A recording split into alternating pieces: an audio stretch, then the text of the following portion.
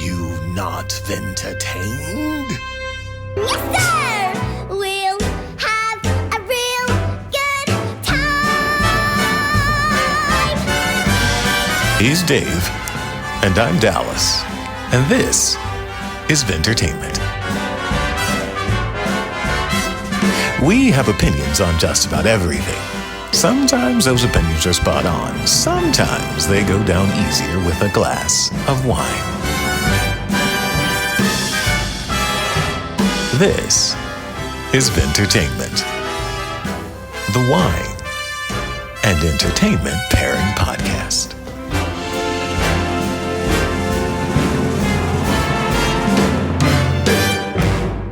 Welcome back to another wine and entertainment pairing for your Vintertainment. This is the podcast where wine and entertainment intersect. Every episode, we delude ourselves into thinking you want to hear what we have to say about different pieces of pop culture and art, but we know for a fact that you need to hear what we have to say about wine because, man, wine is complicated. You think all you need to know is the name of a grape. But wait, where was that grape grown? That is actually more important than the grape itself. They're the two most important things, but I would say, honestly, I would give where a grape is grown 60% importance, and the grape, the characteristics of that variety, 40%, because there are a lot of grapes out there that are known for being chameleons. Cabernet Sauvignon and Chardonnay, we're from California. The queen and the king, queen of the whites and the king of the reds. Chardonnay and Cabernet Sauvignon are known for being chameleons based on where they're grown, what the winemaking techniques are. So then what kind of container was this wine aged in? Was there skin contact or no skin contact? Cold or warm fermentation? Whole cluster or destemmed? What's the alcohol level? How long has it been in the bottle? Okay. You don't actually need to know most of that, but you do need to know roughly, I would say half of that to know what you're getting in any given bottle. So what better way to get to know more about wine and about more wines than to hear two jerk-offs natter on about specific wine details, flavor profiles, the stories behind them, and all couched in terms of how well they may or may not go with certain kinds of entertainment. It's the best, man. This podcast, my podcast, is the best. Man, I'm just gonna say, wow. Take notes, guys. Take notes. Sounds like a coup coming. Wow. So just like with entertainment and wine, it's a very catty industry, like you just witnessed right there. No, just like with entertainment, you get the most out of it when you have an adventurous spirit, an open mind, exploring different corners of what an art form has to offer. Wine itself is an art form. It's history and culture in a glass, and in most cases, a winemaker's passion, just as entertainment is history and culture and an artist's passion on a page, screen, or record, which is why they go so goddamn well together. Now, please be sure to give this podcast a follow or subscribe, and even better, leave a rating and or review on Spotify or Apple Podcasts or whatever platform you're listening to this on. Both a rating and a review if you can be bothered with it. The more you do, the more the algorithm loves us, shows us to others who listen to other wine and or entertainment podcasts. I should just say or, because there is no other and. Yeah. We're the only assholes.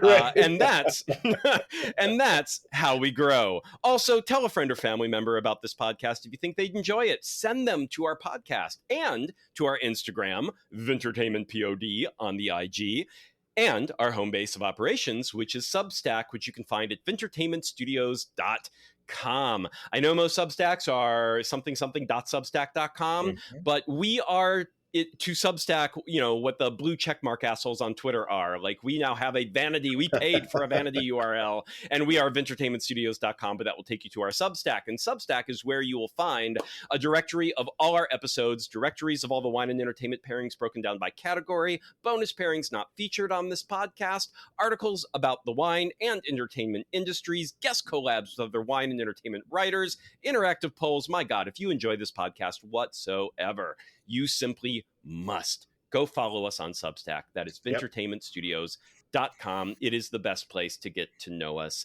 better. All right. Now, before we tell you the title of today's film, why don't we give you a quick flyover of some of the industry reviews upon this film's initial release, just to let you know what you're about to get into here. Dallas, why don't you let everyone know what these reviews said once upon a time about today's film? All right, Dave and I differ in that I do enjoy going back and looking at some of the old reviews because it contextualizes the initial release. And for me, this film, as you guys will come to see, it was a bit of a stinker, but it had a reason. There was a reason, and we'll get into that later. Anyway, Variety's Lawrence Cohn labeled the film initially as an uninspired Poverty Row production, criticizing the miscasting of David Bowie in the lead role and the film's overall execution. The Austin Chronicle highlighted the film's eclectic cast, but noted that despite their talents, the movie felt more like a casual endeavor among friends. Empire magazine criticized it as an unbearably protracted dud and pointed out that the lead actors lacked chemistry, which hindered the romantic aspect of the story. A video librarian labeled the film as a bow wow and expressed pity for the marketing executives who had to promote it, suggesting that the film was a limp noodle. And Time Out commented on the film's uninspired nature, mentioning that both Bowie and Arquette seemed bored and the sexual chemistry between them was minimal. And now, Dave, tell us about the film. I will, though. Can I just say, I did want to comment on one of the things that someone said here, where they said it felt more like a casual endeavor among friends. That's my favorite. Well, that's something I'd say, first of all. Okay, but one thing, I actually think that's a plus positive. Like, I love films that feel that way. When it is like everyone's just having a good time and they're just showing up to set to do, like, they're just like, let's just do it. Now, it's you like can a Woody Allen-esque kind of. Kind of. I would actually say Seth Rogen-ish. Those like, what were...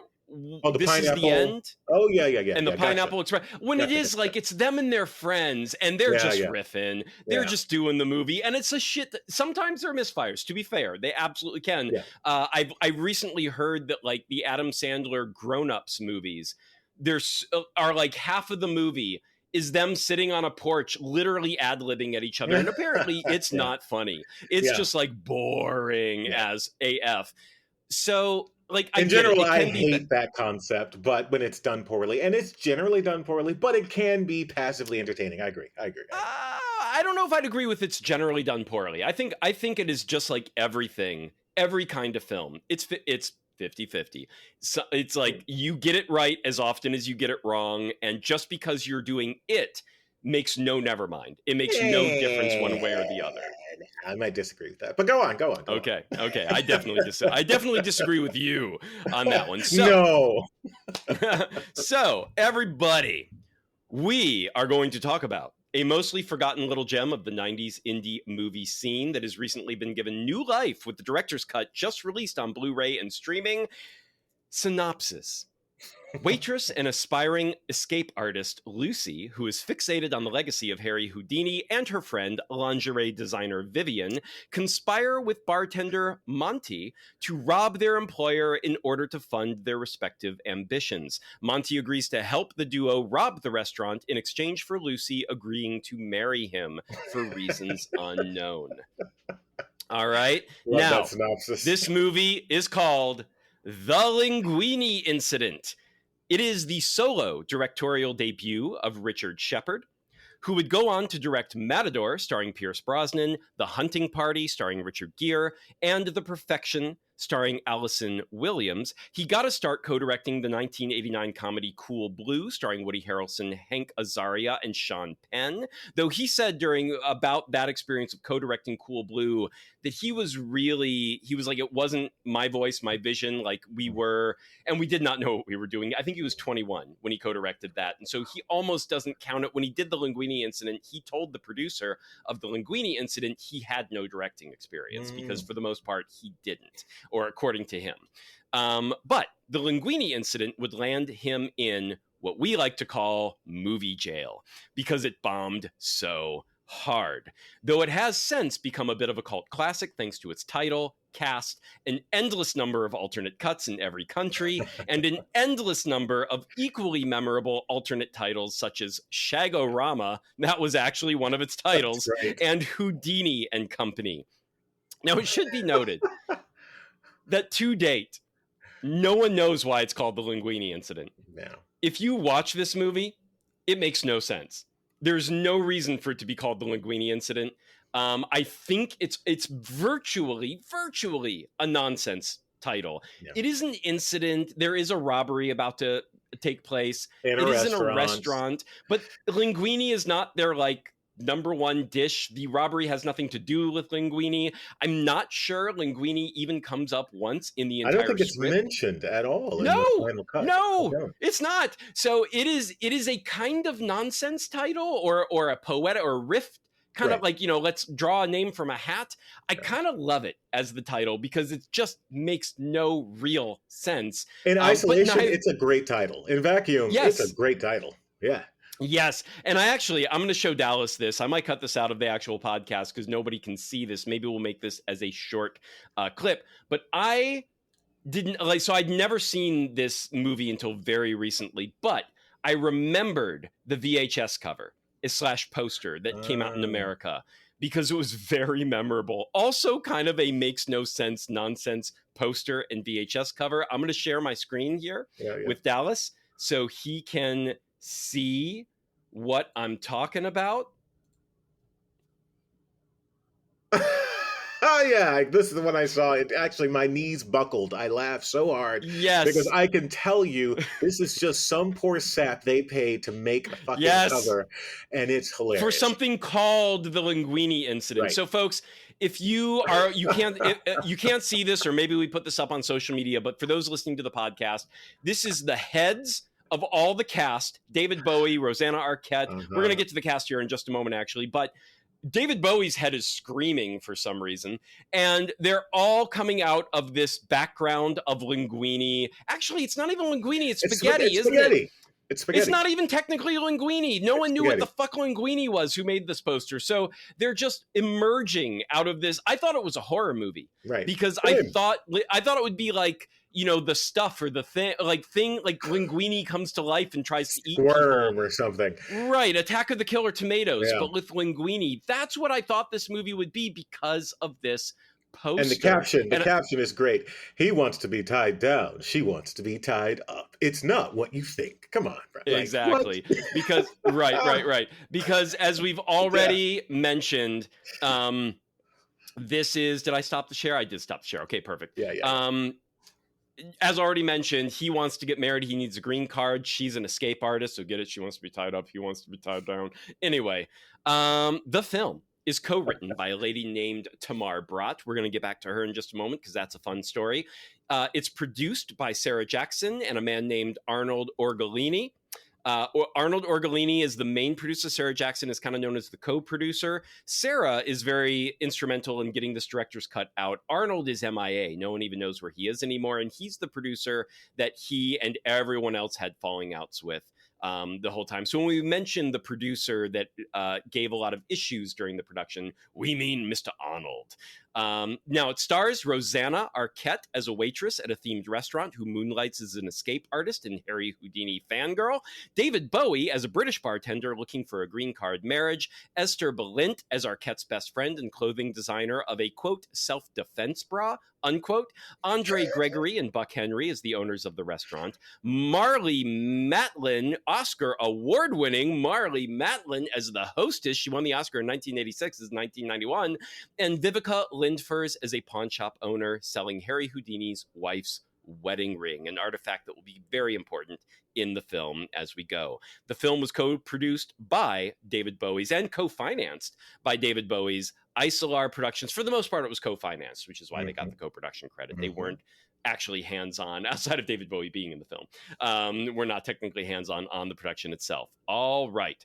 According to the director, quote, "The film was stacked to succeed when we shot it back in 1990. After all, it had David Bowie, Rosanna Arquette, Marlee Matlin, Ezster Balint, Buck Henry, and Andre Gregory in the cast." Quick side note, folks. Andre Gregory, he looked so familiar to me when I was watching this film. I did not quite recognize the name. If you've ever seen My Dinner with Andre, Right. the movie directed by Wallace Shawn, starring Wallace Shawn, co-starring Wallace Shawn, and he is Andre in My Dinner with Andre. So he's an experimental film guy on the New York theater scene, very beloved by most of the New York creators, both in theater and in film. And he's wonderful. He and Buck Henry are both old schoolers in this, and they are both best thing in the entire film, excellent. honestly. Okay, there you go. All right, back to according to the director. Quote, Robert Yeoman was the DP. Thomas Newman did the score. I was all set to surf the golden wave of indie film adulation. But then the tide turned when I was washed out to sea, forgotten and humiliated. The movie was taken away from me, recut, barely released, and opened on the weekend of the 1992 LA riots in LA only, right? So, and I think I just slurred that one. 1992 LA riots. Though it garnered some nice reviews, many missed the point.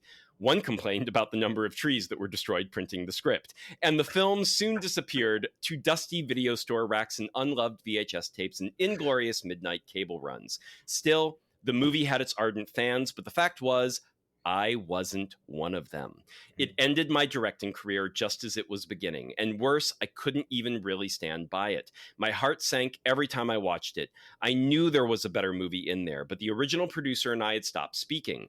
At 25 years old, I was arrogant, insecure, and not a cinematic wonderkind, a horrible trifecta. And the producer had recut it out from under me.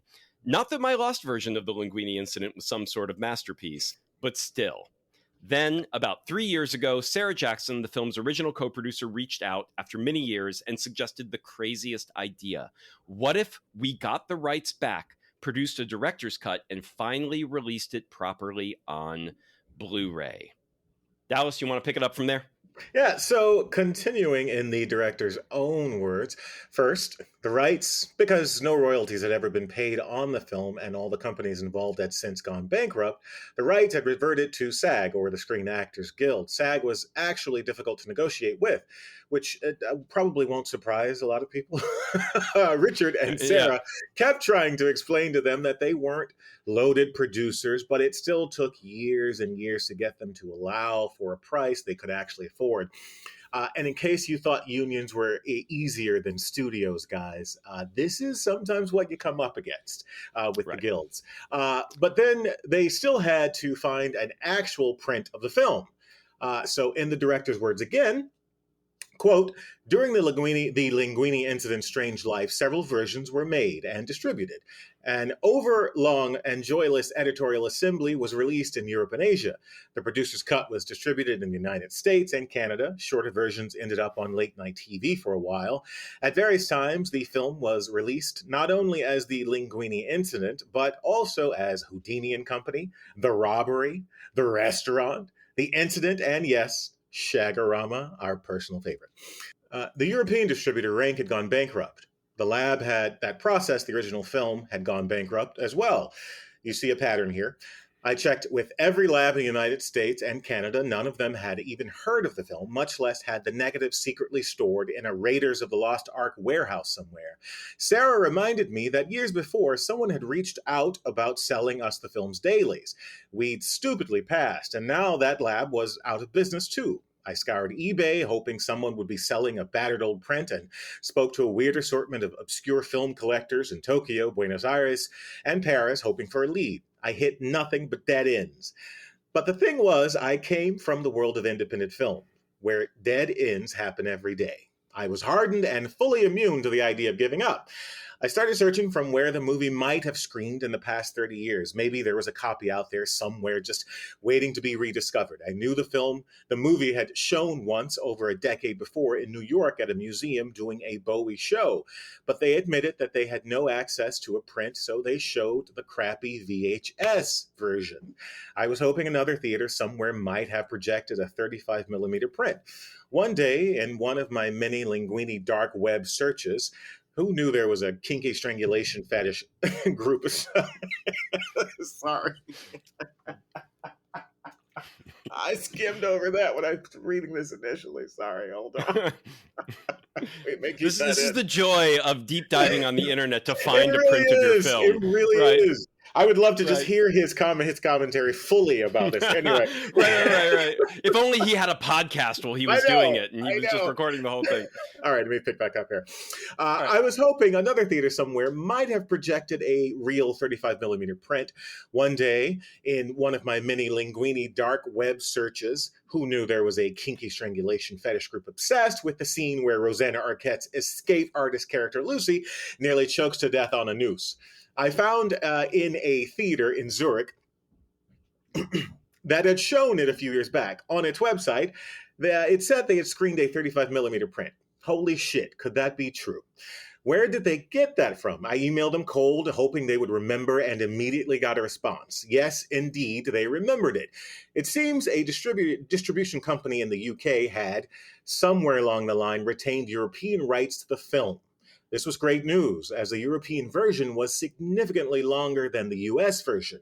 If I could have access to it, I could at least have more footage to play around with to produce my director's cut.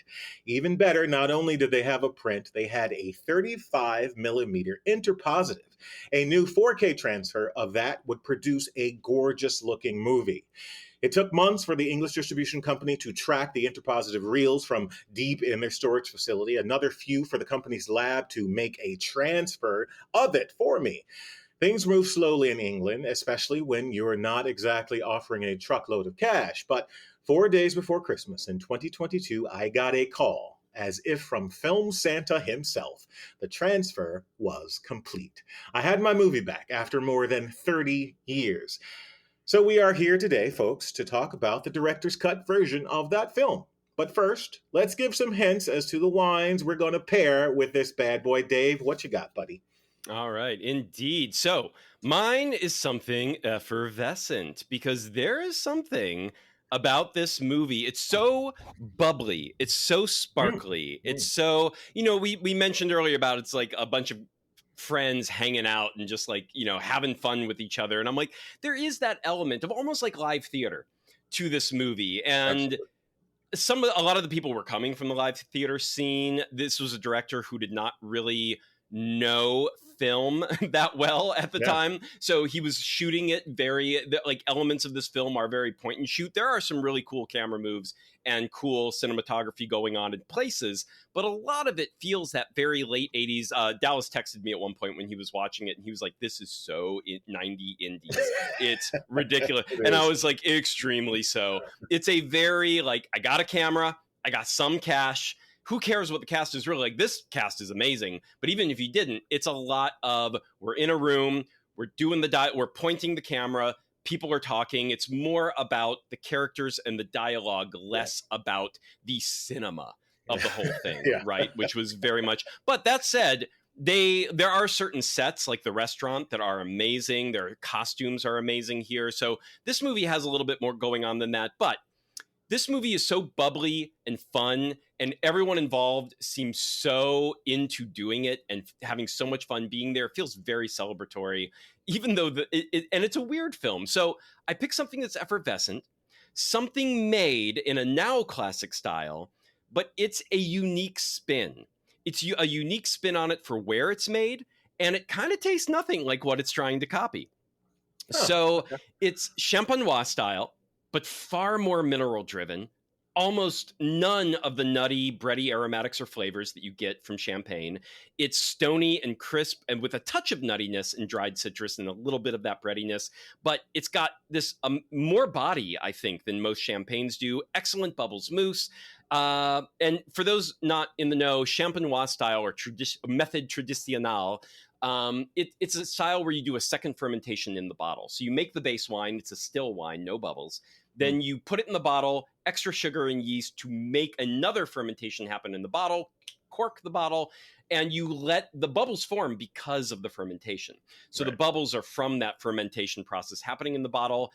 And then there's a special way in which they eject the dead yeast cells after the fact, although you let it age on the dead yeast cells for a certain amount of time. You let it all stay in there. This one was aged 30 months on the dead yeast cells, and yet it still tastes remarkably different from champagne. I actually featured this wine on our very first little short video on Instagram called Judge a Bottle by Its Label. I then took it to my WSET 3 reunion that we did a couple weeks back, where everyone had to bring a bubbly, and I brought this one because it was so. I knew it was different. I hadn't opened it yet. I hadn't tried it. But when we tried it, it was a hit. We even had vintage champagne at that get together. And this one kind of stood out for a number of reasons. So I feel like the Linguini Incident, it's effervescent, it's fun, and it stands out. It's similar to a lot of other 90s indie movies, but this one is still kind of doing its own thing and really is, at least in certain ways, unlike a lot of others. So I really wanted something that matched all those elements. So Dallas, what do you got? What do you got coming up? All right. I'm going to just give you an overall profile of the experience of this drink to see if it rings any bells. First of all, it pours deep, rich, dark, ambery. Maybe there's a hint there. In terms of aroma, it is complex, inviting. It is a little, for lack of a better term, maltier than you may think. There's some caramel in there, a little toffee. You get the dark fruit. You might get some of the fig, the raisin. It is ostensibly full-bodied and well-balanced. In terms of mouthfeel, it is very velvety, with a moderate amount of carbonation, making it feel we both rather... went with bubbles. We did. Kind of. Kind of. Making it feel plush on the tongue. The finish is dry with lots of lingering in terms of the dark fruit in the bottle. It technically qualifies as a Grand Reserve. The ABV is going to top out at best at 11%. And if anyone knows anything about alcohol, with those 2 or 3 hints, you may know what this is. So, yeah, that's what I got. The only thing I will say is the hint of amber, when you're like, that might give you a hint.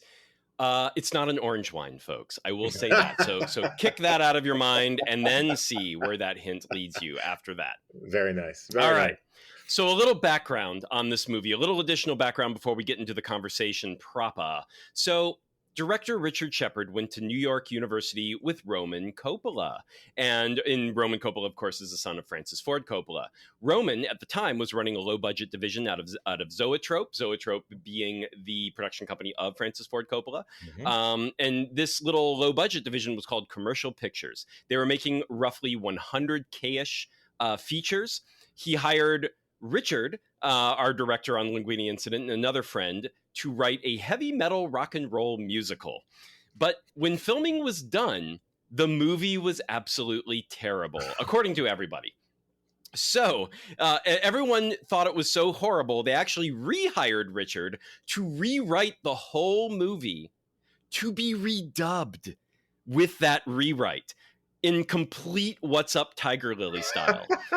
So he was going to write a new script to go with the footage that had already been shot. They weren't going to reshoot the fucking thing. They were just going to, quote unquote, rewrite it. Whose idea was that? My God. Exactly. Wow.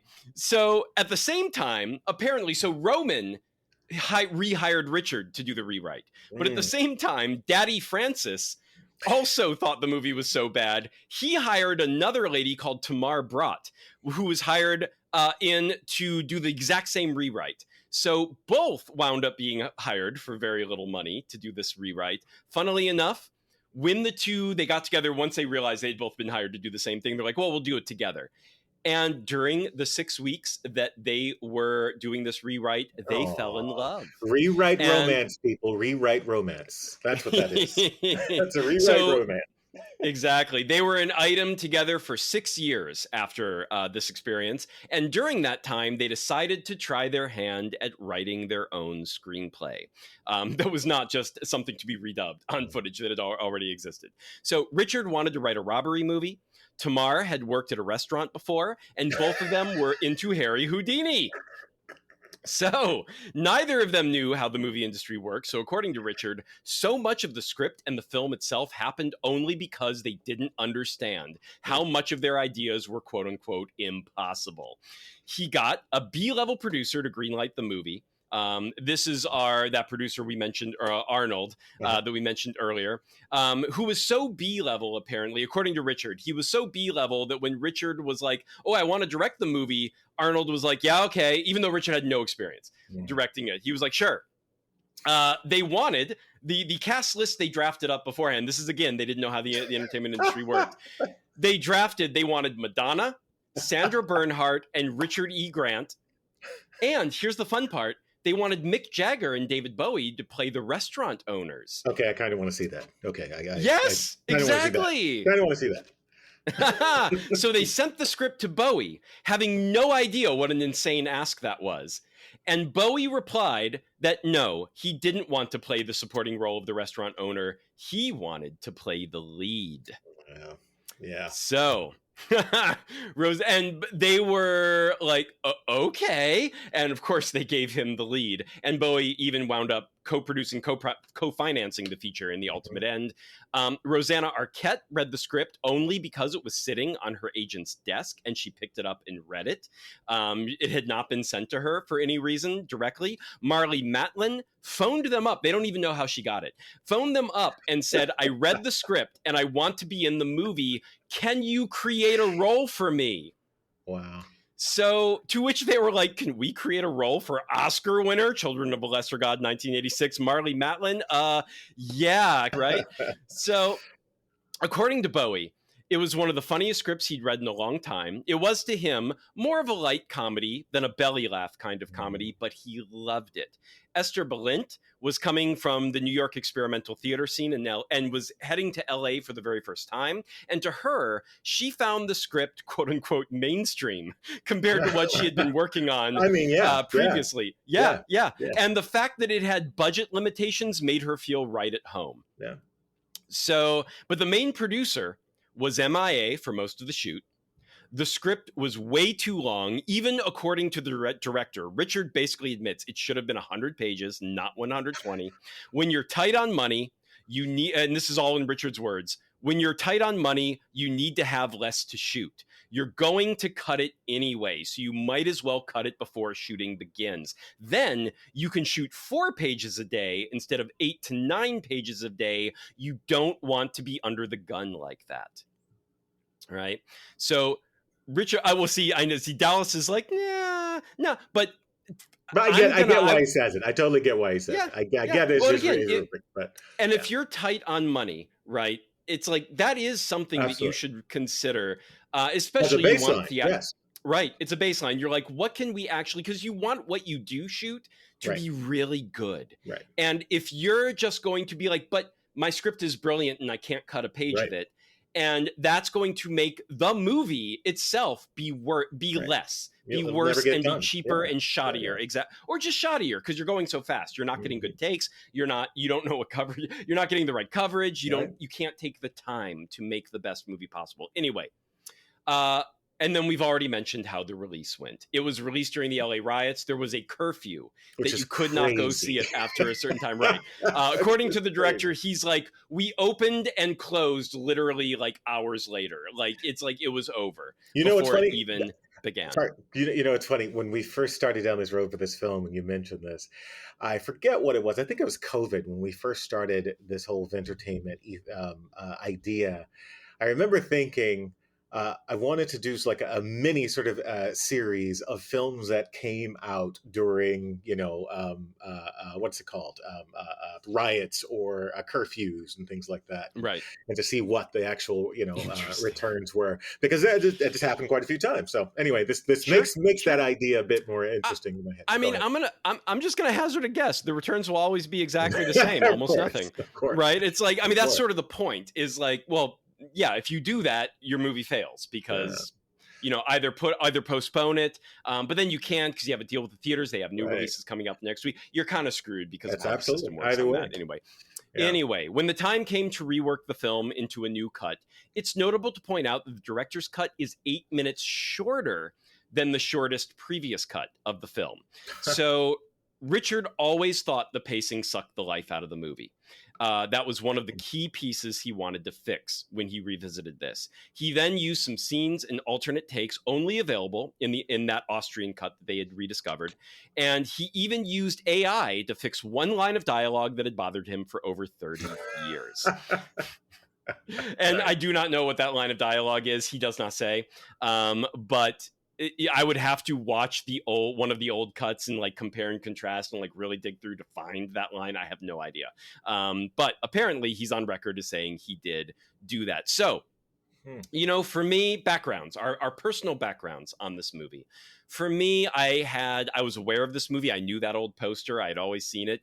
That poster looked so cheap and shoddy. I always thought this movie was going to be, even with that cast, I was like, wow, Bowie slumming it. Holy shit. Like, I mean, just man, oh man, oh man. But I'm part of a Letterboxd film club group, the Collab, that does one movie a week. We vote on it. There's a theme every week, and then we vote on like 5 or 6 options. And the one that gets the most votes, and it's a ranked choice voting. So whatever gets the most points on that ranked choice voting wins that week. And the Linguini Incident won a few weeks back. And so I watched it for the very first time, and the director's cut was already out. So I was like, okay, well, let's see what this is. And I loved it. I loved it. I mean, I give it 4 out of 5 stars, right? So it's not like the perfect movie of all time, but 4 out of 5. I'm like, it deserves to be watched. Especially, I've never seen the old cuts. I don't know how bad those are. I cannot speak for them. I did notice that we have people in the collab group on Letterboxd, because Letterboxd is an online thing, so people from all over the world. And right now, the director's cut is only available, I believe, in North America. I don't think they've released it yet anywhere else.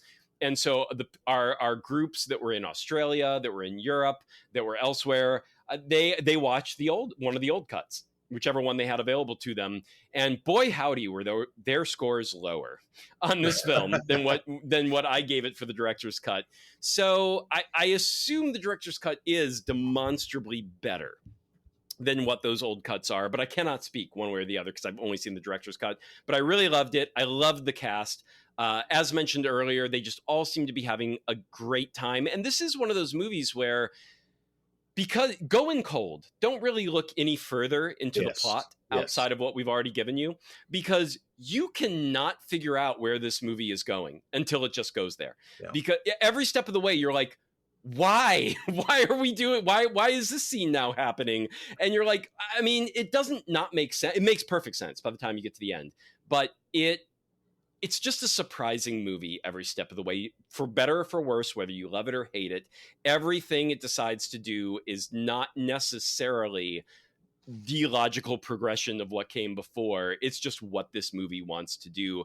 But I thought it was wonderful. Dallas, what's your background on this movie? When you mentioned this a couple of weeks ago, I did not, and this often happens between Dave and I, or anyone and I have this sort of cache of experiences that I kind of hide away from myself until someone mentions something, and then a few weeks later I'm like, oh wait, I do remember this. So when Dave mentioned it, potentially doing it, it was a couple of days after that where it hit me that I remember coming across this title when I was doing some research on David Bowie's life. And if you guys are familiar here in LA, there is a gallery up near the Forever Cemetery, Hollywood Forever Cemetery. I think it's called, no, not Hollywood Forever, the one in Glendale. It's where Michael Jackson's buried. But up on the hill above that, they have this entire sort of museum devoted to, I think it's Franz Stika. It's like 100-foot long painting. But right next to that, they have this little gallery museum where they do really interesting little features. And they had one devoted to Bowie. As a matter of fact, I think it was the first stop of this particular exhibit, and lots of sort of ephemera and things from his life. And one of the things that was featured was a blurb about this film, because they were discussing how, with Isolar Productions, which was Bowie's production company, he was heavily into this sort of left or right of center, depending on perspective, like film quality to what he does. That's why everything he ever did was so aesthetically sort of, arresting. I and remember always a little unique and odd, absolutely like for the time, absolutely right? absolutely. He he had a very specific sort of ethos and point of view, and which is one of the reasons I always love him, and I think most people do. And I almost forgot. It should be noted, David Bowie met his future wife on the set of the Linguini Incident, Iman, the Somalian model. She had a small cameo. She was basically an extra. She was one of the people in the grand finale in the restaurant when Rosanna Arquette's character says, "Who here wants to see me turn blue and die?" She's the lady in the audience who then raises her hand, only to have someone like put it down really quick, and she looks very confused, and she's like, "Why? I do want to see that."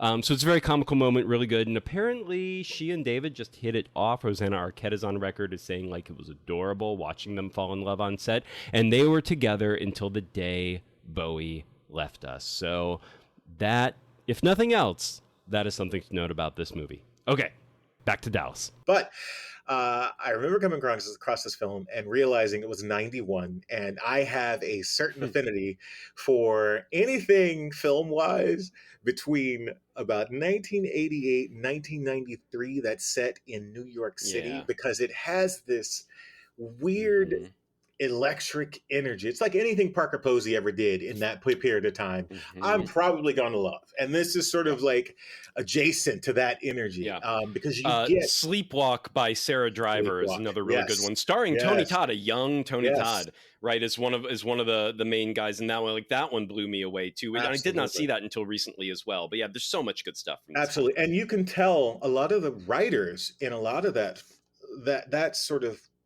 period who are making these films, you can tell they have serious theatrical backgrounds, like proper theater, playwriting, sort of outsider art.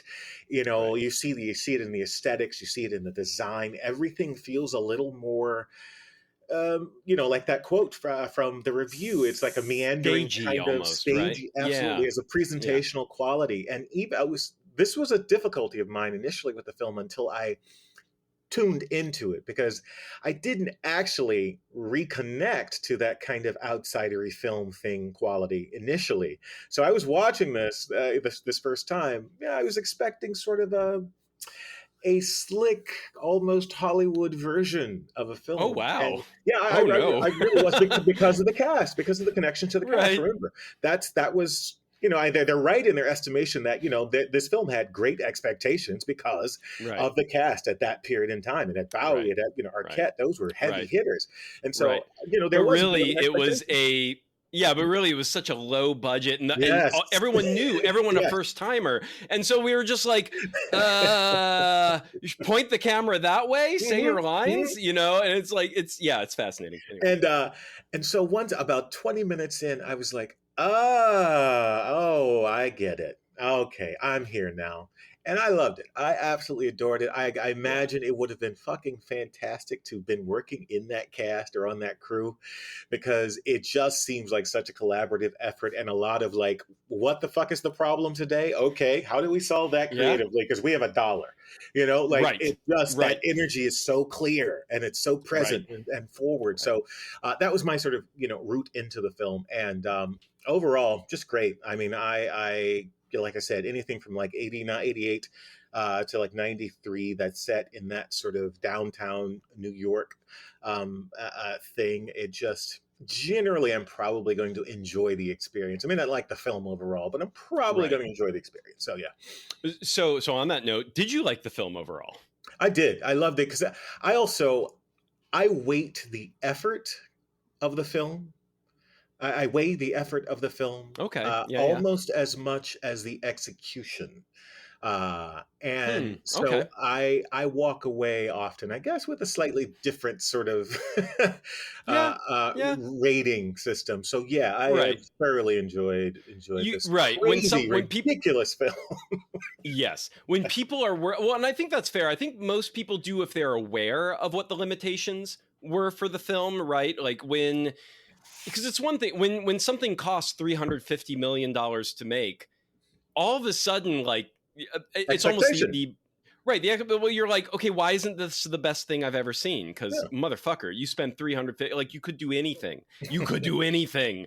And then you have that thing where you're like, oh yeah, it's pretty good. It's got some flaws. And then you're like, yeah, but they shot it for like a fraction of the cost. And then you're like, oh, this is really good then, right? Because and you so see the problem solving, I guess, is my perspective. Right. Yeah. Well, and you're overcoming that obstacle. And I think, especially with film, because we're living in an era now where film can be so slick, so polished, and the expenditure for film has just gotten so out of control that a lot of people, the Electric State on Netflix is the one right now, because I think that is, I actually looked that up. It's actually closer to I mentioned earlier we were having this conversation, Dallas, and I mentioned 250 million. It's almost 350 million budget. Stop it. What? No, it's stupid. Yes. Wait, no. Where are you getting that number? That's crazy. It's got to be wrong. You got to look into it. I think it's like 324 million or something, but it's over $300 million. And that's insanity. It's like at that point, it's like we have to, and it's one thing if it's like Avatar, where it's a brand new technology, you are pushing boundaries, like there's so much R&D going into the movie that's where the budget is ballooning from. You're doing something wildly unique.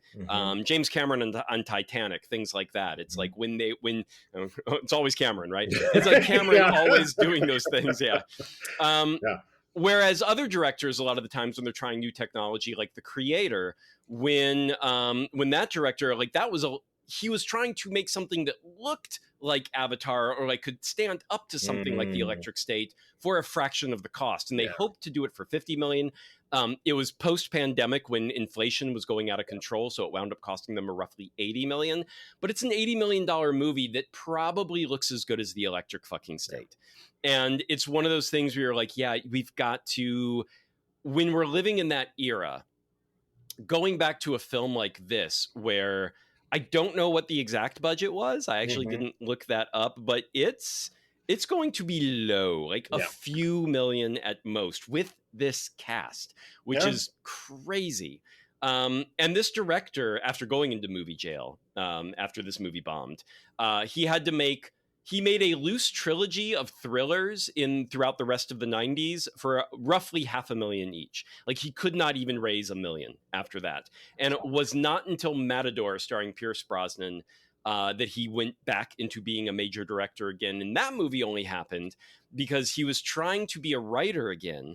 And they were looking for writers for the Thomas Crown Affair 2, the sequel. Wow. And he had written Matador. And Matador, the script for Matador, and Matador was the first script he had written in a long time where he was like, I was really writing to the genre all through the 90s. Like he was controlling himself because Linguini Incident was such a mess and such a disaster for him. And Matador was the first one where he was like, once again, I'm just writing for myself. I just want to write something that interests me.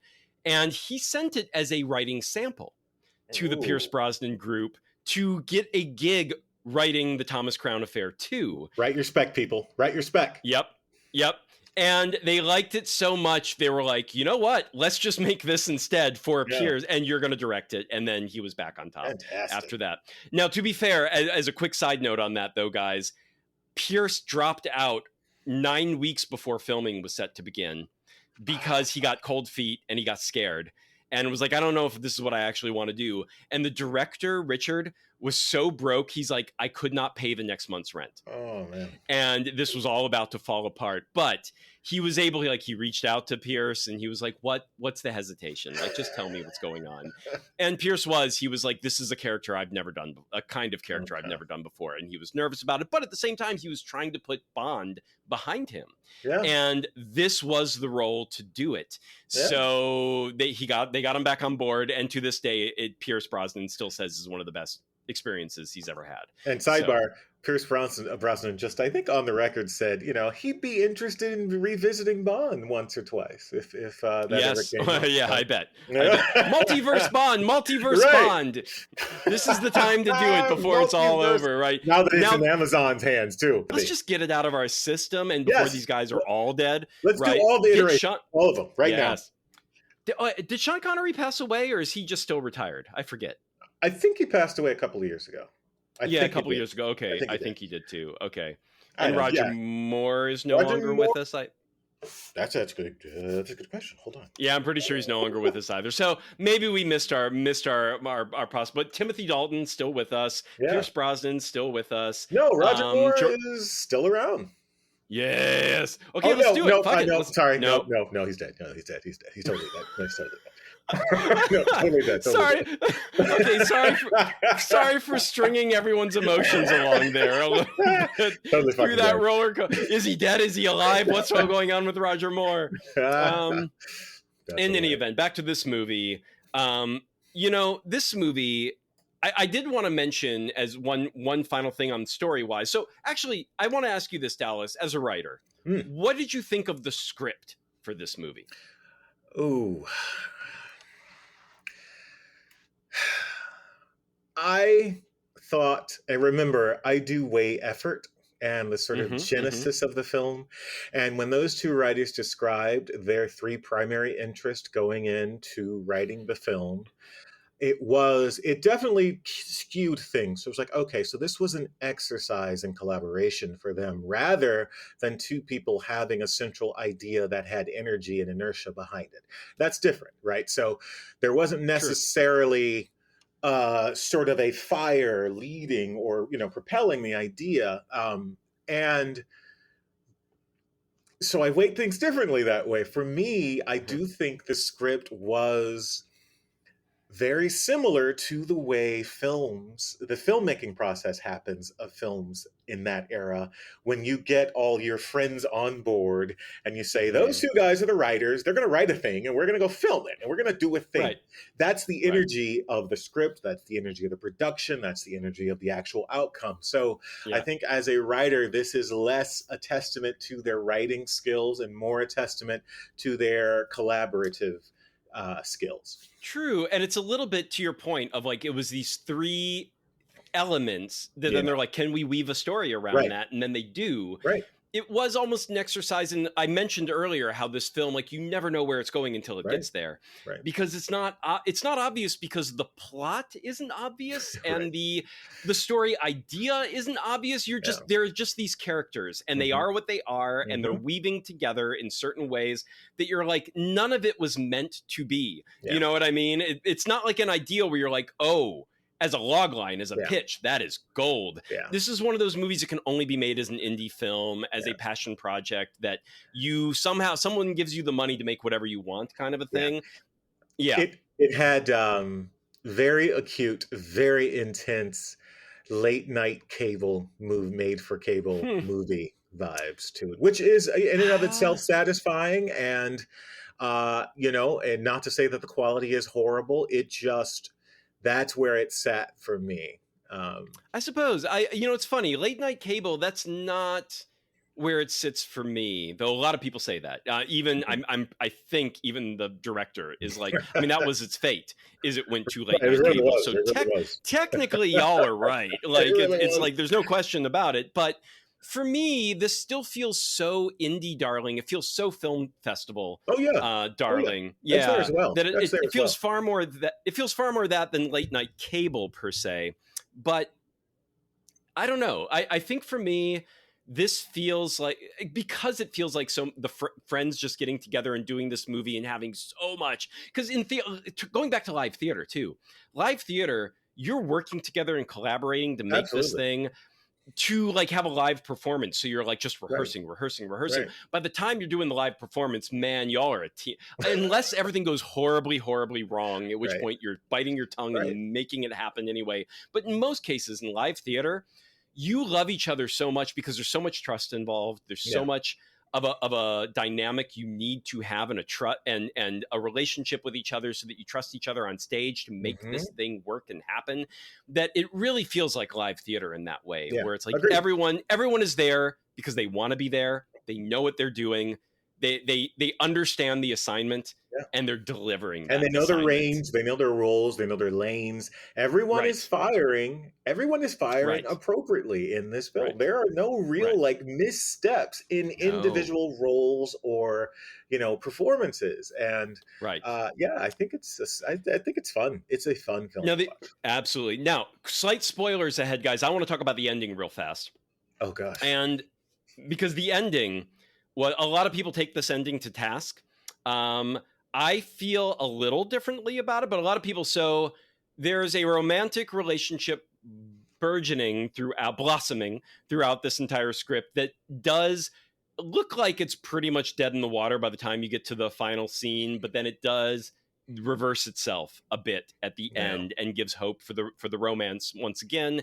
And a lot of people are like, no, that is not earned. Like, that was like, there is no going back after what that asshole David Bowie's character does. And I'm like, actually, I have a slightly different thing. First off, Dallas, do you feel what I'm saying there about that ending? I do. I understand why most people say that. But I think it's earned because she gets precisely, prior to that moment, that one of the characters gets precisely what they've been wanting for desiring the entirety of the film.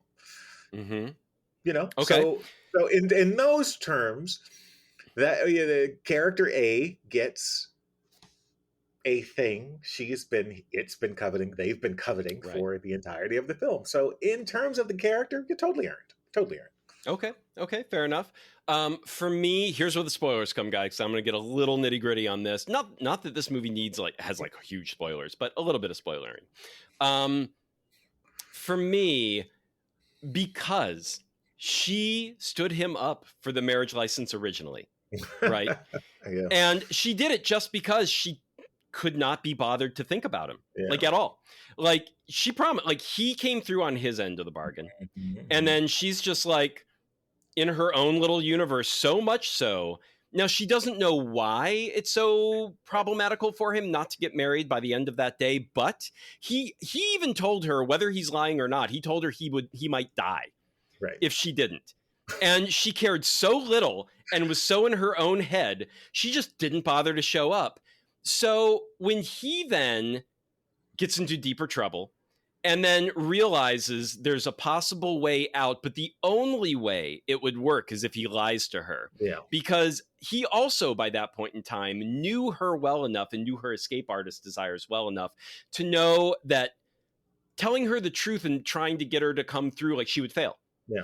And I think he's spot on about that. She would, even if she was willing to do it, she would have failed in executing it. Yeah. And so he knew that she needed to think she was in extreme danger in order to achieve what she'd always wanted to achieve. So a lot of people are like, David Bowie's character, Monty, is such an asshole for lying in this way.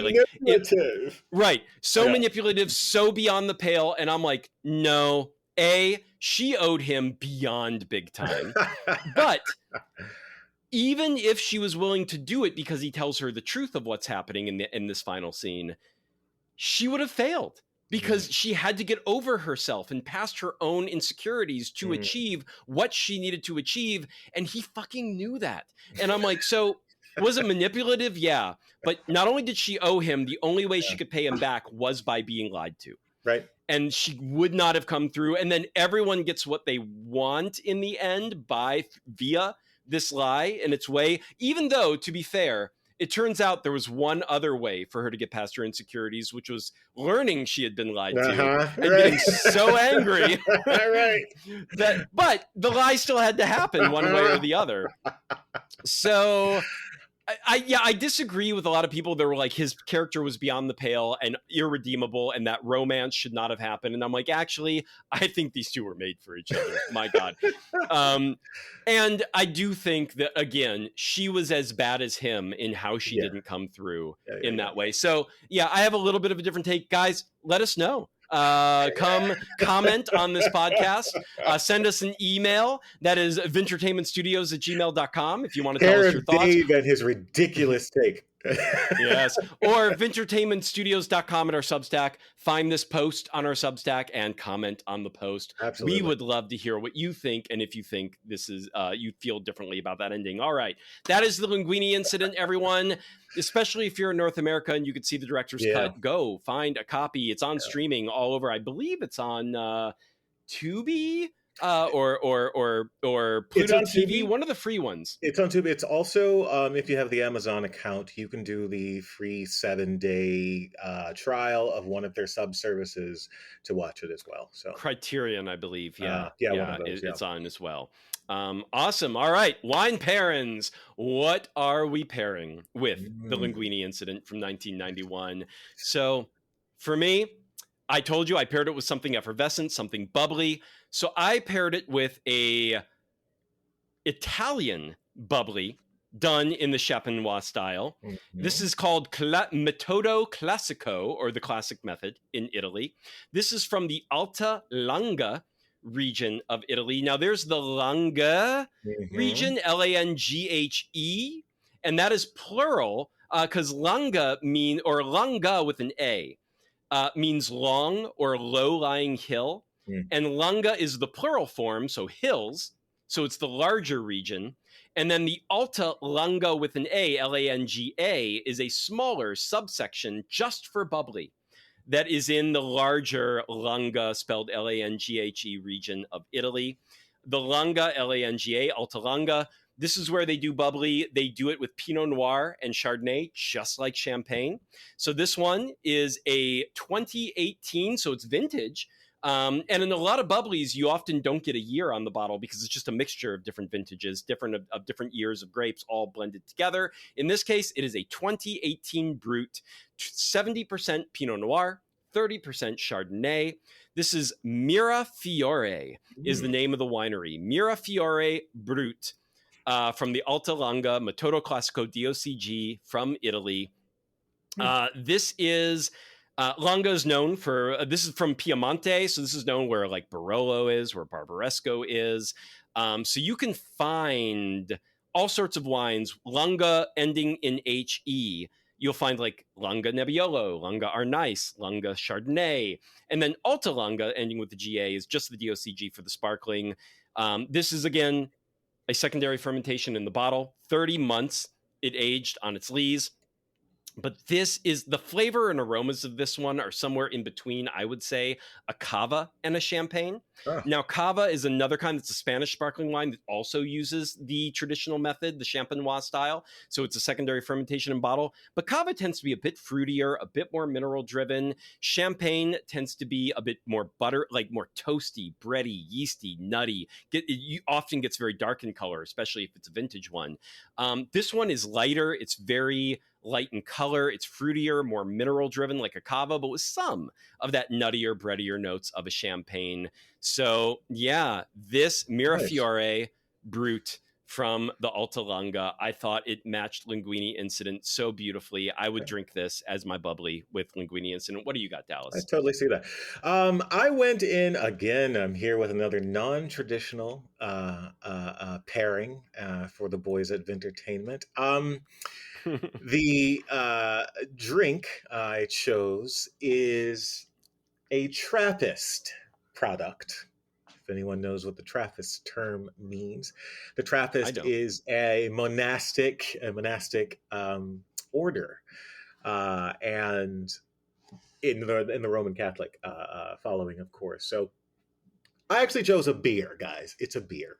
But luckily, with the Trappist sort of brewing method, it does mirror the tradition of wine.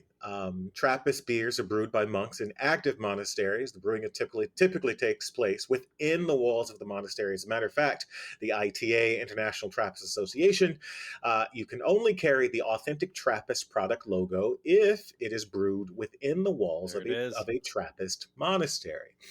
So the output is highly controlled.